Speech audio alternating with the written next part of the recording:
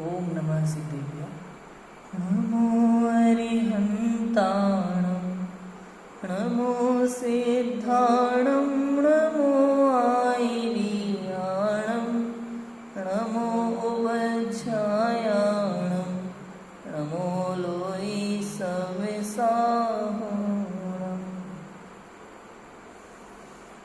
लक्ष्मीनिवासनिलयं विलीनविलयं निधाय हरिवीरम् आत्मानुशासनमहं वक्षे मोक्षाय भव्यानाम्। आचार्य गुणभद्र स्वामी द्वारा रचित यह आत्मानुशासन ग्रंथ कल हमने 107 नंबर के श्लोक में देखा था कि आचार्य स्वामी ने दया दम आदि के मार्ग पर चलने की प्रेरणा दी थी 107 नंबर के श्लोक में कि यदि तुझे मोक्ष की प्राप्ति करनी है, यदि तुझे मोक्ष मार्ग की प्राप्ति करनी है, यदि तुझे सम्यक दर्शन की प्राप्ति करनी है, तो ये 4 चीजें पात्रता रूप में होना आवश्यक है। इसलिए जो जीव अभी तक ये कार्य नहीं करता है तो उसे जीवन में ये कार्य करना चाहिए। कि कौन कौन से कार्य? कि सर्वप्रथम तो दया, स्व और पर की दया, अर्थात जितने भी जीव हैं, षटकायिक के समस्त जीव, उन सब जीवों के प्रति दया का परिणाम जीव हिंसा से पूर्ण रूप से बचना, ये होना आवश्यक है। ये तो परदया है। स्वदया क्या? कि स्वयं को भूलना, ये स्वयं की हिंसा है। पर में भटकना, स्वयं के स्वभाव को न समझना, ये स्वयं की हिंसा है। तो अनादि काल से लेके आज तक पर द्रव्यों में भटका हुआ है, पर को अपना माने बैठा है, शरीर में एकत्व बुद्धि करा बैठा है। इस कारण से तूने अनादिकाल से लेके आज तक अनंत भवों में अनंत दुख पाए हैं। तुझे आज तक स्वयं पर दया नहीं आई, तू अभी भी वही कर रहा है। इसलिए पर जीवों के प्रति करुणा का भाव, पर जीवों के साथ साथ स्वयं पर भी करुणा का भाव होना आवश्यक है। इसके अलावा स्वयं की दया क्या? कि तेरे मन में जो राग द्वेष उत्पन्न होते हैं ना, राग द्वेष उत्पन्न होते हैं, ये तेरी हिंसा हो रही है। यही मेरी हिंसा है। आत्मा में उत्पन्न होने वाले मोह राग द्वेष आदि विकारी भाव ही वास्तव में भाव हिंसा है। वही तो हिंसा है। उससे बचना ये स्वदया है। आत्मा में मोह राग द्वेष की उत्पत्ति ही ना होना, यही वास्तव में स्वदया है। वो करना आवश्यक है। दूसरा दम, दम अर्थात कि पंचेंद्रिय के विषयों का त्याग। तू पंचेंद्रिय के विषयों में जमा रमा है। वास्तव में इंद्रियां तेरी गुलाम होना चाहिए, किंतु तू अनादिकाल से इंद्रियों का गुलाम बन के बैठा हुआ है। जो इच्छा इंद्रियां प्रकट करती हैं तो उनके पीछे भागता चला जाता है, पूरा करने के लिए कुछ भी करता है। रसना इंद्रिय ने कहा मुझे रसगुल्ला चाहिए, तो रोने लगता है, चिल्लाने लगता है, उसके लिए प्रयत्न करने लगता है। तेज गर्मी लग रही है, यदि स्पर्शन इंद्रिय को चाहिए हवा, तो मन में कषाय उत्पन्न होती है। गर्मी लगती है तो, सर्दी लगती है तो, दुर्गंध आती है तो छी ग्लानि का भाव, कषाय उत्पन्न होती है। इसलिए दम होना आवश्यक है। दम अर्थात दमन। किसका दमन? पंचेंद्रिय के विषयों का दमन होना आवश्यक है। तीसरा है त्याग। त्याग के विषय में अभी शुरू के श्लोकों में कुछ कह करके आए हैं। 102, 103, 104, 105, 106 में क्या कह करके आए हैं? कि सर्वप्रथम तो पर पदार्थों का त्याग। 3 तरह के उत्तरोत्तर त्यागी होते हैं। कौन कौन से? कि एक तो वे जिन्होंने अपनी समस्त संपत्ति से विरक्त होकर उस संपत्ति को अपने पुत्र इत्यादि किसी को दे करके उसे छोड़ दिया, उसे त्याग दिया और वन में चले गए, वे त्यागी, उत्कृष्ट त्यागी हैं वे भी। उसके बाद दूसरे त्यागी कौन से?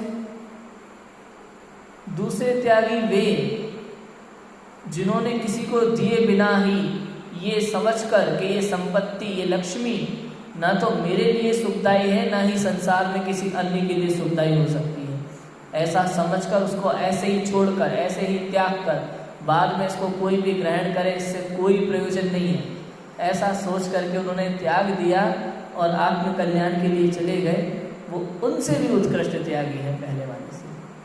और उनसे भी उत्कृष्ट कौन से त्यागी होते हैं? तीसरे, कि वे जो बचपन में ही बिना भोग ग्रहण किए ही भोगों को त्याग देते हैं, अनिष्ट जान करके, दुखदायक जान करके। जैसे बाल ब्रह्मचारी, विवाह नहीं किया, उससे पहले ही विवाह न करने का जीवन भर का नियम ले लिया। कुछ तो ऐसे राजन हुए हैं, राजकुमार हुए हैं, जिन्होंने पहले विवाह कर लिया, बाद में विरक्त होकर के त्याग करके सब कुछ चले गए। किंतु उनसे भी उत्कृष्ट त्यागी वो है जिन्होंने भोगों को ग्रहण ही नहीं किया, राजकुमार अवस्था में ही सब कुछ छोड़ दिया, राजा बने ही नहीं, राजा बनने के पहले ही संपत्ति का त्याग कर दिया। कुछ तो ऐसे भी कुमार हुए हैं हमारे यहाँ वर्तमान युग में, उदाहरण है, जिन्होंने जीवन भर वस्त्र तक पहने तक नहीं, वस्त्र नहीं पहने बचपन में, उसके बाद जब समझदार हुए, जब उन्होंने निर्णय किया, वेद विज्ञान किया, उसके बाद वस्त्र पहनने की आवश्यकता नहीं पड़ी। ऐसे भी उत्कृष्ट त्यागी हुए हैं। समझ आया? इतनी चर्चा हमने की है। त्याग के बाद समाधि, चौथा समाधि, दया, दम, त्याग और समाधि। समाधि अर्थात समाधि क्या? संसार में तो समाधि किसे कहा जाता है कि भैया पहले तो है ना पक्का भोजन छोड़ देते हैं, थोड़ा बहुत कच्चा लेते हैं, 2 टाइम का नियम ले लिया, फिर 1 समय का नियम ले लिया, उसके बाद भोजन का त्याग करते हुए रसों का त्याग करना, उसके बाद मात्र दूध लेना, दूध छोड़ के फिर छाछ लेना, छाछ छोड़ के फिर साथ ओनली गर्म पानी लेना। ऐसे जो नियम उत्तरोत्तर मतलब बढ़ बढ़ के त्याग करता जाता है और अंत में पानी का भी त्याग कर देता है, अंत में वस्त्रों का भी त्याग कर देता है, तब जाकर के समाधि होती है। अरे भैया, ये तो आप बाहर से देख के बोल रहे हो जो आपको समझ में आता है, ये कोई समाधि नहीं है। वास्तव में तो हम लोग तो कह देते हैं कि भैया इनकी ना समाधि हो गई, वो थे ना, हाँ उनकी तो समाधि हो गई। तुम्हें कैसे पता समाधि हुई कि नहीं हुई? ये तो केवल ज्ञान गम्य विषय है भैया, या फिर अनुभव गम्य विषय है। आपको कैसे पता समाधि हुई कि नहीं हुई? क्यों? समाधि किसका नाम है? समाधि किसे कहते हैं? समाधि आदि जो ज्ञान में ही लीन हो जाते हैं उनकी समाधि होती है। वास्तव में निर्विकल्प अवस्था में, शुद्धोपयोग की अवस्था में यदि मरण की प्राप्ति हो, तब जाकर के समाधि मरण कहलाता है। सिर्फ बाहर की चीजें त्यागना समाधि नहीं है, अंदर से उत्पन्न होने वाले विकारी भावों का त्याग करके, समस्त विकल्पों को त्याग करके, विकल्पों से रहित होकर, विकल्पातीत अर्थात निर्विकल्प होकर के जो शुद्धोपयोग रूप अवस्था में सिर्फ आत्मा के अतीन्द्रिय आनंद का वेदन करते हैं, उस अवस्था में यदि मरण को प्राप्त हो जाए कोई जीव, तो कहलाता है समाधि मरण। और पंचम काल की विशेषता तो यह है कि यदि पंचम काल में किसी व्यक्ति को समाधि मरण की प्राप्ति हो जाए तो वो एक भवावतारी होगा, एक भवावतारी। या पंचम काल में कोई सम्यक दृष्टि जीव होगा तो वो एक भवावतारी होगा। यहाँ से स्वर्ग, वहाँ से फिर चौथे काल में जन्म लेकर के सीधा मोक्ष, ऐसा है। ठीक है, अब यहाँ बात करनी है हमें, ये तो 4 लक्षण बताए पाए बाहर के, ये जो रास्ते में पड़ेंगे वो पथिक है, उसको मोक्ष मार्ग में जाना है, सिद्ध अवस्था की प्राप्ति करनी है, तो ये चारों चीज पात्रता रूप में होगी ही होगी। अगर ये नहीं है चारों, तो वो सम्यक दर्शन का पात्र नहीं, मोक्ष मार्ग का पात्र नहीं। अब आगे 108 नंबर के श्लोक में आचार्य भेद ज्ञान और वीतरागता की प्रेरणा दे रहे हैं कि विवेक पूर्वक परिग्रह के त्याग रूप मोक्ष मार्ग जीव को मोक्ष पद की प्राप्ति कराने वाला है। यह बात आगामी छंद में कहते हैं। विवेक पूर्वक, हेडिंग में सबसे पहला शब्द बहुत कमाल का है, विवेक पूर्वक परिग्रह के त्याग रूप मोक्ष मार्ग जीव को। मतलब ऐसा नहीं कि दिखाने के लिए किया जा रहा है। आज के समय में बहुत से लोग तो साधु इसलिए बनते हैं ताकि दिखा सके कि हाँ हम भी त्यागी हो सकते हैं।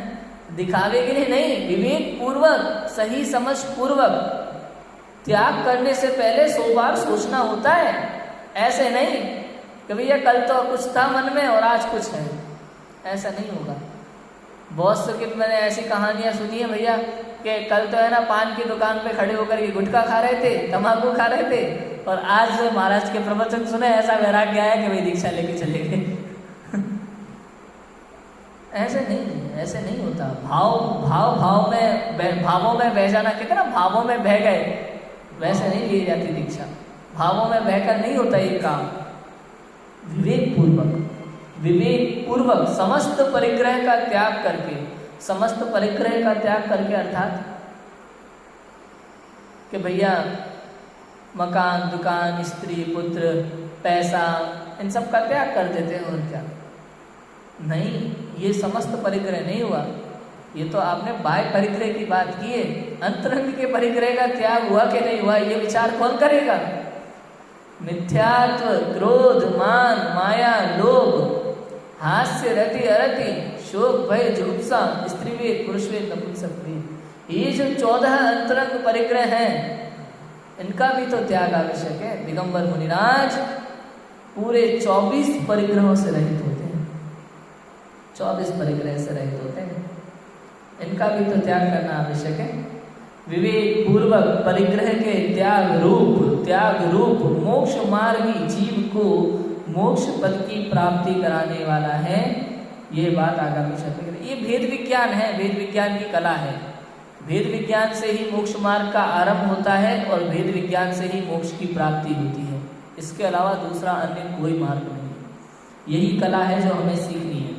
ये एक आर्ट है मोक्ष प्राप्ति का जो हमें सीखना है। देखो आर्य छंद है, 108 नंबर श्लोक पढ़ते हैं। विज्ञान निहत मोहम कुटी प्रवेशो विशुद्ध कायमिव त्यागः परिग्रहाणामवश्य चरामरं कुरुते।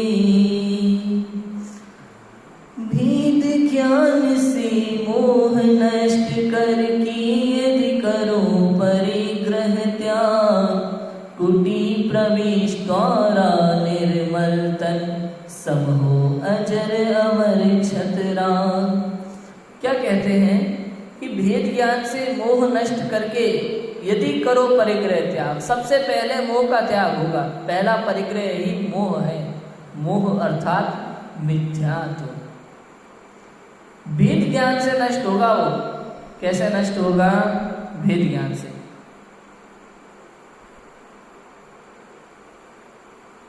भेद विज्ञान से नष्ट होगा। ये भेद विज्ञान क्या होता है? बहुत सुनते हैं भेद विज्ञान, भेद विज्ञान, भेद विज्ञान। क्या होता है ये? भेद विज्ञान की कला होती है, बहुत गजब की कला होती है। पर द्रव्यों से स्वयं को भिन्न अनुभव करना, जैसे है वैसे अनुभव करना। सबसे बढ़िया उदाहरण है भेद विज्ञान का पशुओं में हंस। बड़ा भेद विज्ञानी जीव होता है हंस। उसके सामने यदि दूध रख दिया जाए तो वो दूध अलग करके पी जाता है, पानी छोड़ देता है। ऐसा भेद विज्ञान हमारे जीवन में होना चाहिए। वर्तमान में इस राग द्वेष से सहित जो आत्मा दिखाई देती है ना, कि भैया आत्मा में उत्पन्न हो रहे हैं मोह, राग, द्वेष, क्रोध आदि समस्त विकारी भाव, किंतु ये उत्पन्न जरूर आत्मा में हो रहे हैं, लेकिन आत्मा में सदा रहने वाले नहीं है, क्योंकि ये मेरा स्वभाव ही नहीं है, क्योंकि मैं नहीं हूँ। मैं ज्ञानादि अनंत गुणों का पिंड हूँ, अनंत शक्तियाँ मुझ में हैं, अनंत शक्तियों का मैं पिंड हूँ। ये जो राग द्वेष मोह है ना, ये पर के निमित्त से, पर लक्ष्य से मेरे अंदर में उत्पन्न जरूर होते हैं, किंतु मेरे नहीं, कुछ समय मात्र के लिए आते हैं, आकर के चले जाते हैं। किंतु ये मोह आदि विकारी भाव जो प्रति समय नए नए उत्पन्न होते हैं, मैं इन्हें मेरा समझने लगता हूँ। यही सबसे बड़ी समस्या है। जरूरी नहीं है जो बार बार हमारे साथ रहे, बार बार हमसे मिलने आए, वो वास्तव में हमारा हितैषी हो। होता है कि नहीं संसार में?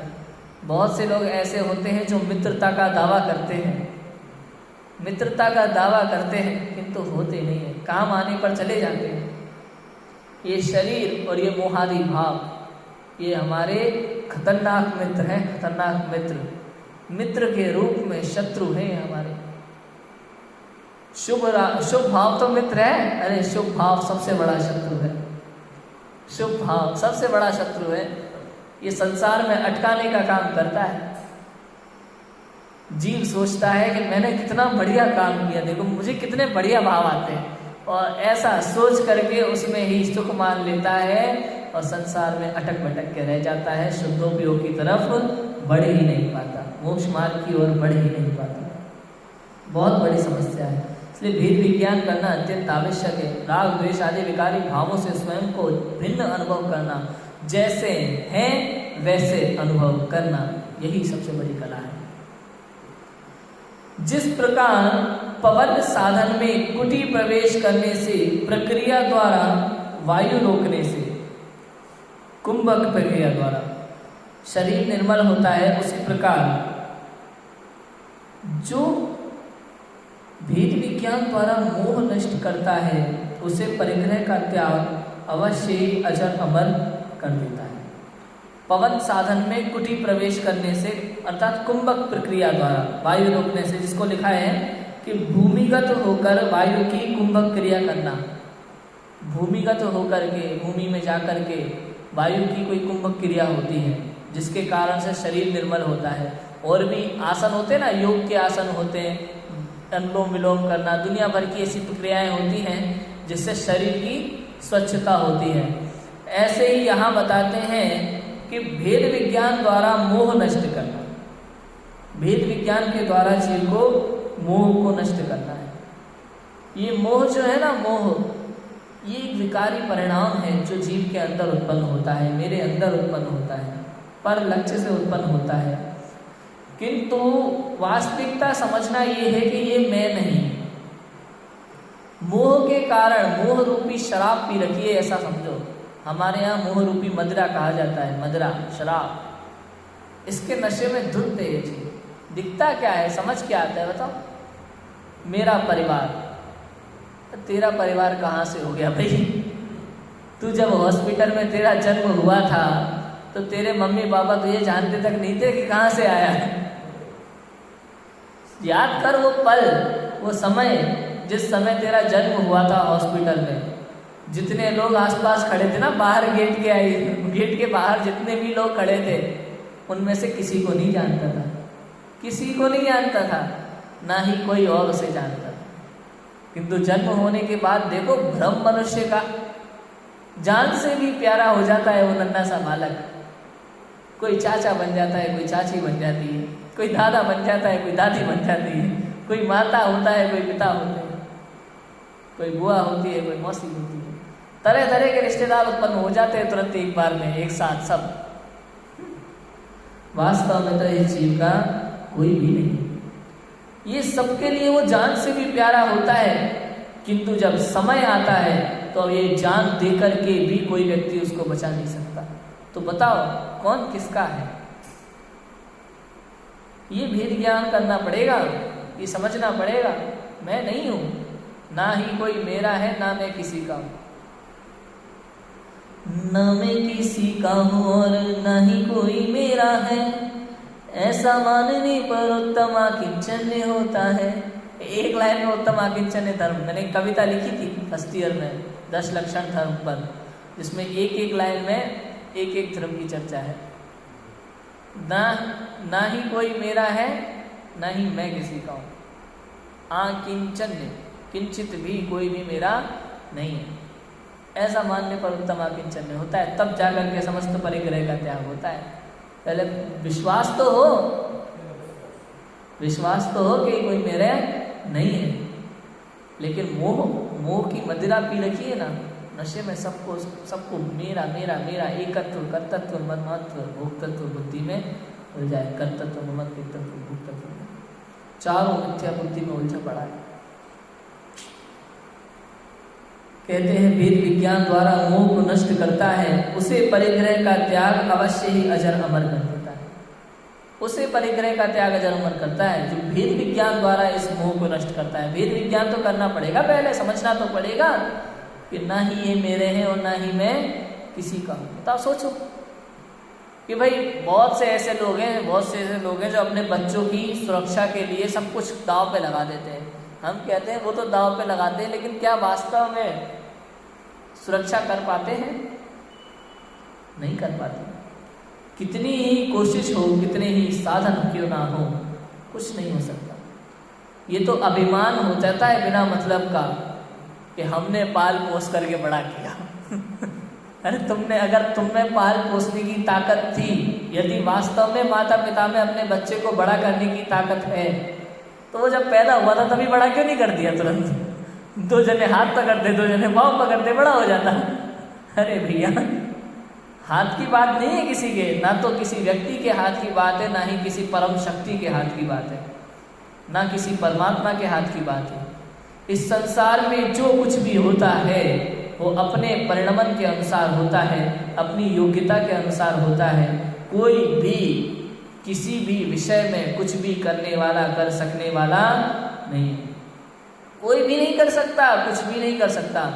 चाहे तो फिर भले विश्व शांति के लिए शांति धारा कराओ या विश्व शांति के लिए महायज्ञ कराओ, कुछ भी कराओ, विश्व की शांति ना आज तक हुई है ना कभी होगी, होने वाली नहीं है। विश्व में यदि शांति होती, विश्व में संसार में यदि सुख होता, तो तीर्थंकर छोड़ के क्यों जाते? बताओ, सबसे ज्यादा दुखी लोग शांति धारा वाले हैं। हाँ बताओ, और क्या? सोचने वाली बात है, समझने वाली बात है। किसी व्यक्ति को ऐसा विचार ही नहीं आता। वे वीतरागी तीर्थंकर परमात्मा, वो भगवान जिन्होंने सब कुछ त्याग दिया है, संसार में दुख है, संसार में सुख है ही नहीं, ऐसा जान करके सब कुछ त्याग दिया है, उन्हीं के पास हम लोग संसार के सुखों की कामना लेकर के पहुंच जाते हैं। बताओ, सोचो। ये तो वैसी बात हो गई कि जिस व्यक्ति को कभी क्रिकेट पसंद नहीं आता, फूटी आंख नहीं पाता, उसी के पास जाके कह रहे भाई क्रिकेट सिखा दो हमें। सोचने वाली बात है। देखो भावार्थ कि भेद विज्ञान से मोह का नाश करना ही सम्यक ज्ञान सहित सम्यक दर्शन है। सम्यक ज्ञान सहित सम्यक दर्शन कहो या सम्यक दर्शन सहित सम्यक ज्ञान, एक ही बात है, एक समय में ही होती तीनों। और बायांतर परिग्रह का त्याग करना सम्यक चारित्र है। बायांतर 24 परिग्रह पूर्ण त्याग करना, वो सम्यक चारित्र है।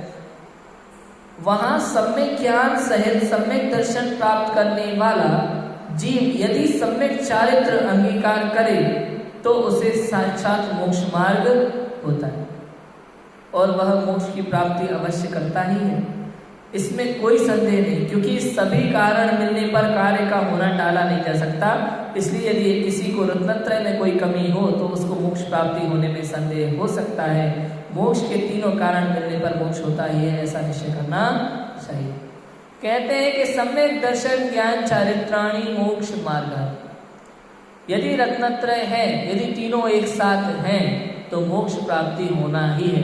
क्यों? क्योंकि कारण के साथ कार्य होता है, कारण के बिना कार्य नहीं होता, और यदि कारण हो तो कार्य हुए बिना नहीं रहता। और जब कार्य होना होता है ना तो समस्त कारण एक साथ उत्पन्न हो जाते हैं, 5 समवाय उत्पन्न हो जाते हैं। स्वभाव, पुरुषार्थ, काल, लब्धि, होनहार, निमित्त, 5 समवाय इकट्ठे हो जाते हैं। जब कार्य होना होता है तो कुछ करना नहीं पड़ता, सब अपने आप सहज रूप से होता है। तो सम्यक ज्ञान से सम्यक दर्शन प्राप्त करने वाला जीव यदि सम्यक चारित्र अंगीकार करे तो उसे साक्षात मोक्ष मार्ग होता है। मतलब समझ आया? कि वास्तव में क्या क्या सम्यक दर्शन ज्ञान वाला जीव सम्यक चारित्र अंगीकार करके अलग अलग करना पड़ता है क्या कुछ? वास्तव में ऐसा नहीं होता। होता क्या है कि जैसे किसी जीव ने बाह्य में वेश धारण किया हुआ है, वो ध्यान कर रहा है, ध्यान करते हुए अंदर गया, जैसे जैसे शुद्धता में जाता है, एक समय की शुद्धता हुई, सम्यक दर्शन प्रकट हुआ। बाद में यदि लीनता बढ़ती जाती है, 2 कसाय चौकड़ी का अभाव हुआ। उसके बाद यदि नियम ले, 2 कसाय चौकड़ी का अभाव होने के बाद 12 व्रतों का धारण करना, दर्शन प्रतिमा, व्रत प्रतिमा, सामयिक प्रतिमा, प्रोष्ठोपवास प्रतिमा, इस तरीके से प्रतिमाएं धारण करें। बाह्य वेश भी वैसा हो, अंदर में शुद्धि हो, तो इस तरीके से कहा बाह्य चारित्र। आंतरिक निर्मलता, शुद्धोपयोग की अवस्था, वो निश्चय चारित्र। और उसके बाहर आने पर बाह्य जो भी व्यवस्थाएं हैं, बाह्य के बाहर आचरण हैं, वो व्यवहार चारित्र कहने में आता है। 3 कसाय चौकड़ी का अभाव हुआ, दिगंबर मुनि वेश है, तो वो भावलिंगी सत्य हो जाते हैं। 28 मूल गुणों का निरतिचार पालन सहज रूप से होता है। ये सब होता है। तो अंदर में जिस एक समय शुद्धोपयोग हुआ, वो हुआ निश्चय सम्यक दर्शन ज्ञान चारित्र। और निश्चय सम्यक दर्शन ज्ञान चारित्र के साथ जब बाहर में आचरण भी वैसा हो भूमिका के अनुसार, तो वो कहलाता है व्यवहार सम्यक चारित्र। जब तक निश्चय सम्यक चारित्र प्रकट नहीं होता, जब तक निश्चय सम्यक दर्शन प्रकट नहीं होता, तब तक बाहर का कोई भी चारित्र सम्यक चारित्र नहीं हो सकता। लिखा है छैड़ाला में, लिखा ना पंडित दौलत राम जी ने, क्या लिखा? मोक्ष महल की प्रथम सीढ़ी याविन ज्ञान चरित्रा, सम्यकता न लही सो दर्शन धारो भव्य पवित्रा। कि मोक्ष महल की प्रथम सीढ़ी याविन ज्ञान चरित्रा, मोक्ष महल की पहली सीढ़ी सम्यक दर्शन है। सम्यक दर्शन के बिना ज्ञान और चरित्र सम्यकता न लहे, सम्यकता नहीं पाते। कितना ही कुछ भी कर लो बिना सम्यक दर्शन के, भक्ति करो, पूजन करो, स्वाध्याय करो, जो मन में आए करो, सही आचरण में नहीं आएगा, सम्यक में नहीं आएगा। ऐसा नहीं कि उसका कुछ नहीं है, भूमिका अनुसार, भावों के अनुसार, परिणामों के अनुसार बंध जरूर होता है। शुभ भाव के अनुसार पुण्य कर्म का बंध तो होता है, किंतु मोक्ष मार्ग में साधन नहीं कहा जाता हो। तब तक नहीं है जब तक सम्यक दर्शन नहीं है। क्यों? सम्यक दर्शन के बिना मोक्ष मार्ग का प्रारंभ ही नहीं। तो लिखा है दौलत राम ने, सम्यकता न लहे सो दर्शन, सम्यक दर्शन धारो भव्य पवित्रा। इसलिए हे भव्य जीव, पहले तो सम्यक दर्शन का उपाय कर, अर्थात श्रद्धा, निर्णय पक्का कर। पहले जब तक निर्णय नहीं करेगा तब तक कुछ भी करता रहे, कोई लाभ नहीं। सोचो, हम कहीं भी जाते हैं, शिखर जी जाते हैं या कहीं और जाते हैं, तो पहले से निर्णय पक्का होता है कि नहीं होता? कि भाई बैठे हैं, खाना खा रहे हैं, उठाए 1 घंटे बाद गाड़ी में, चलो भैया शिखर जी चल रहे हैं, ऐसा तो नहीं होता। पहले विचार करते हैं, निर्णय करते हैं, धर्मशाला में जगह है कि नहीं, बुकिंग करने से पहले वहाँ मैनेजर को फ़ोन लगा के पूछते हैं, भैया हम आ रहे हैं इतने दिन के लिए, रूम है कि नहीं है, कितनी सब व्यवस्थाएं होती है कि नहीं होती। तो सम्यक दर्शन भैया, देव शास्त्र गुरु के भी सिर झुकाने से पहले विचार करना होता है कि हम क्यों सिर झुकाएं, कारण क्या है, भगवान में क्या गुण है, इनको नमस्कार करने का क्या फल है। सब एक एक चीज, जो भी कार्य हम सुबह से लेकर शाम तक करते हैं, उसके पीछे का कारण हमें ज्ञात होना आवश्यक है। बिना कारण के कार्य नहीं होता, और बिना ज्ञान के सुख की प्राप्ति कभी नहीं होती। अज्ञान इस जीव के दुख का कारण है, और ज्ञान ही इस जीव के सुख का कारण है। ज्ञान समस्त समस्याओं का समाधान है। ज्ञान के बिना जीव सदैव दुखी रहने वाला है। सभी कारण मिलने पर कार्य का होना टाला नहीं जा सकता। इसलिए यदि किसी को रत्नत्रय में कोई कमी हो तो उसको मोक्ष प्राप्ति होने में संदेह हो सकता है। देखो, मोक्ष प्राप्ति में संदेह किसको होगा, शंका किसको होगी?